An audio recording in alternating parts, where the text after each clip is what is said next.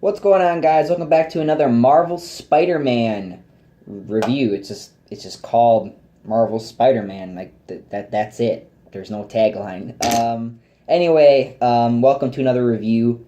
We're going to be talking about Day in the Life, episode 4, and we're going to talk about Party Animals, episode 5. So let's start with Day in the Life, episode 4.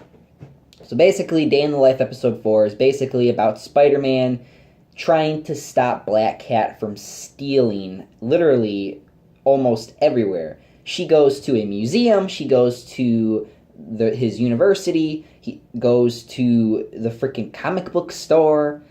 Like, and there's like, where are the cops? Like, there's like no cops, and the cops only show up at the end of the freaking episode to arrest her. It's like, where were you during this whole time he was chasing her?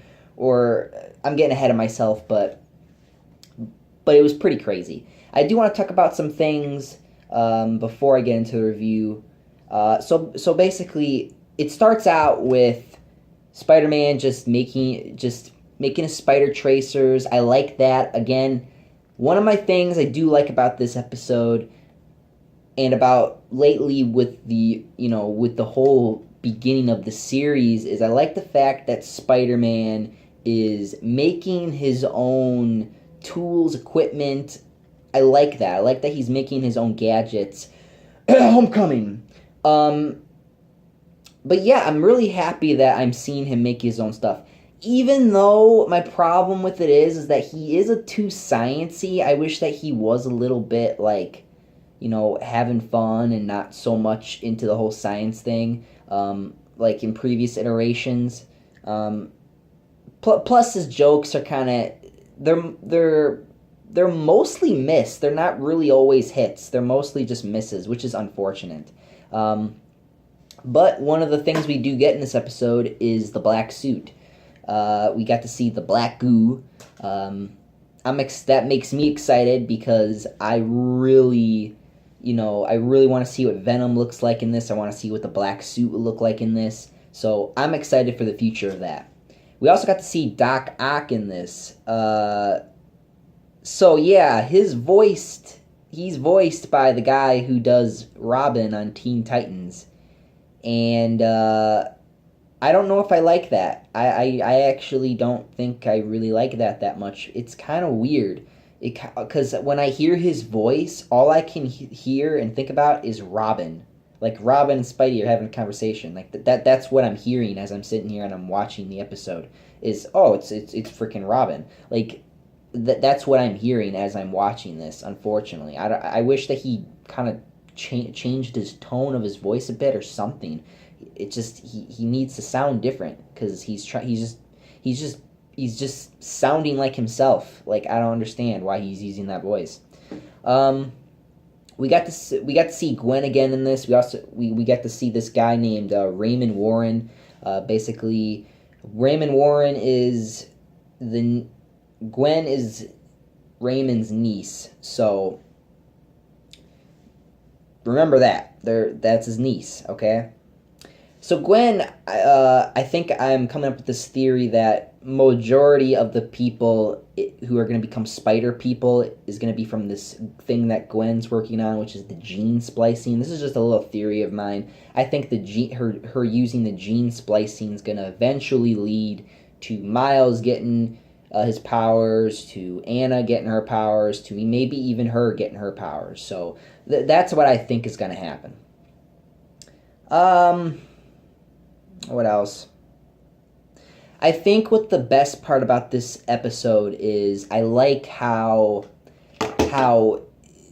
Spider-Man is dealing with the stress of he's trying to be Peter Parker, but he's also trying to be Spider-Man too. And that's actually one of the best parts about Spider-Man is when he's dealing with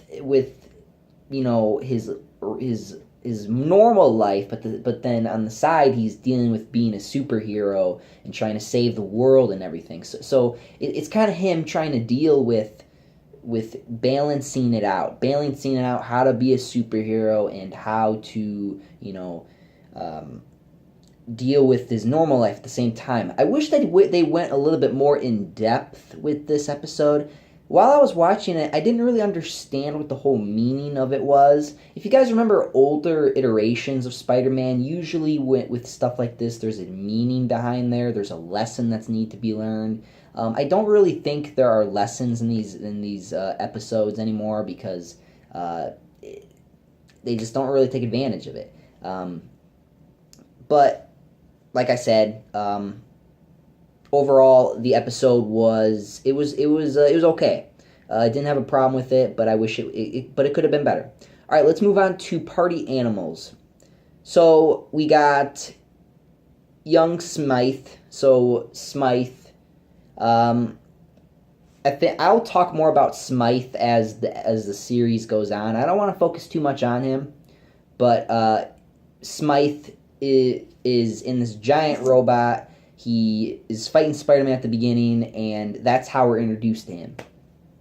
I want to talk about Osborn in not only this episode, but also in the other types of episodes that we had. I think I even mentioned this in I think it was episode 3. Yeah, it was the last one I did, actually. It was the last review I did. Give me a second. Sorry about that. My phone was going to die. Anyway, back to what I was saying. Osborn in the series, I don't like him because he's too openly evil. Like, this guy, seriously, like, even when he's talking to, like Max or the students or people, anybody, he's just so openly evil. Like, he doesn't hide it like he did in, for example, Spectacular Spider-Man. He's just kind of, like, open. Like, hey, like, I'm a bad guy. Like, I don't like that. It's just like, yeah, dude, I get it. You're the bad guy. Why do you have to keep reminding me? That's just my little nitpick about this guy. But I'm sure they're going to keep doing it. But let's continue. So basically, there is this dance that happens in this, which is, I like that there's an actual dance that, you know, that Peter Parker goes to, Homecoming. I know, a lot of Homecoming jokes in there.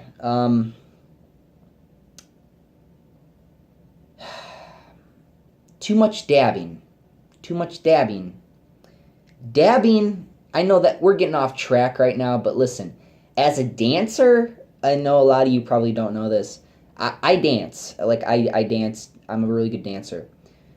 I don't dab. I think dabbing is the worst dance move and cheapest in history. Like, it's just so... It's so ugh. Like, it's to me as a dancer, it's just no, I hate it. But anyway, back on track. So Peter's trying to get ready for the dance, and you know he's having trouble. So Aunt May comes in and she starts acting all funny and dancing. Homecoming can't do it because that would be too sexual. So yeah, let's stop with the young hot Aunt Mays, please. Anyway, so yeah, they go to the dance. This guy named Alexei, which he's pretty funny, actually. I feel like he's the actual only guy who's making me laugh, or who's trying very hard to make the audience laugh, because this guy is hilarious. He accidentally becomes the Rhino because the Jackal, or Raymond, infects him with this gene-spliced rhinoceros thing. They don't really go into too much detail for a show that's all about science, but, you know, it's a TV show. So Spidey has to suit up, he has to stop him, he knocks him out, but they don't know how to turn him back, so he has to go find Gwen, and Gwen is on her way back to her house, and then when she walks in, it turns into almost a horror film, I'm telling you. Like, for a minute or two, it became like a horror movie. She's just kind of in there for a second, and then he's like in the shadows, scares her. Spidey comes in. The artwork for him jumping through the window was really good. And then he fights Jackal, knocks him out. Gwen helps him with the DNA so that they can cure Alexei. Alexei wakes back up. They got to fight him outside the building, and Spidey beats him and turns him back into a human.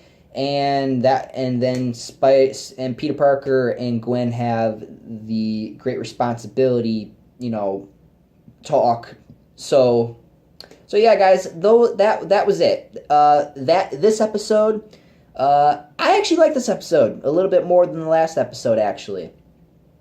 But like I said in the last review, like the last couple reviews, I think that the series is going to get better as it continues, because it's a rough start. It is a rough start. Hopefully now we get the black suit soon, and they can amp it up a bit to make these shows a little bit better. So overall, these 2 episodes were okay. They were okay. Dare I say they were good. They were pretty good. But there are some things in it that I question. Why is Osborn so openly evil? Why does Doc Ock sound like Robin? Like, there are a few problems. There are problems. But I think I forgive it because I like that Spider-Man is making his own stuff. His costume looks cool. He does have some problems making jokes, but I don't know. I feel like for some reason with this Spider-Man, maybe it's just because I haven't watched a Spider-Man TV show in a long time, but for some reason I feel like that I'm connecting with him a lot. Hopefully that means his jokes get better, because as I was watching it, I did have a few better jokes, than he did. I even said them openly out loud, like when he was on the back of this robot at the beginning of episode 5 and he rips the top off. He says something kind of dumb. I would have been like, hey, you didn't need these cords, did you? Like, I don't know. I feel like his jokes need to get better. Other than that, Spider-Man himself is okay. He's just too sciencey. I feel like they need to do something with that. But I don't know. We'll see in the future. Let me know what you guys think about episode 4 and 5. And like I said, I'm not gonna give a rating for this until at the season finale, and then I'll get back to you guys. But until then, I'm out of here. Up, and away. See you guys.